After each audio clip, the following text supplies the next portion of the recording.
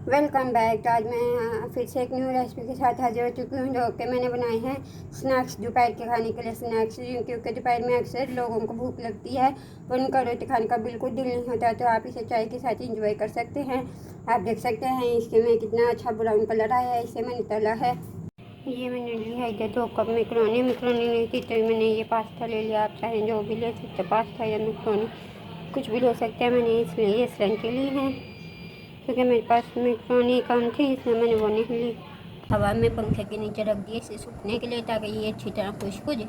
हाँ, हमारी मैक्रोनी हो चुकी है ठंडी और हमने इसमें डाला है 2 चम्मच कॉर्नफ्लोर और 2 चम्मच मैदे के, खाने वाले 2 चम्मच, ठीक है ना। ये ना पकाने वाले आप समझे, खाने वाले 2 चम्मच। यहाँ कॉर्नफ्लोर और मैदे को डाल के इसे मिक्स कर लिया था अच्छी तरह के। जो हमारी है स्नैक्स उसमें कॉर्नफ्लोर और मैदा अच्छी तरह मिक्स हो जाए, इसलिए हमने देखें इसे अच्छी तरह मिक्स कर चुके हैं।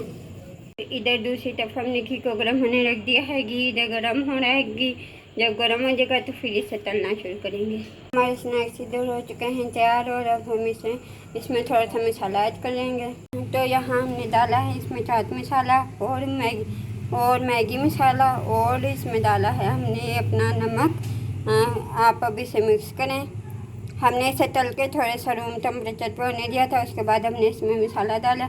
अब इसे अच्छी तरह मिक्स करें, फिर आप पेश करें। आप चाय के साथ खाएं, दोपहर में खाएं, कहवे के साथ इंजॉय करें, जिस मर्ज़ी के साथ इंजॉय कर सकते हैं। इसी के साथ मैं आपसे अलविदा लेती हूँ। अल्लाह हाफिज़।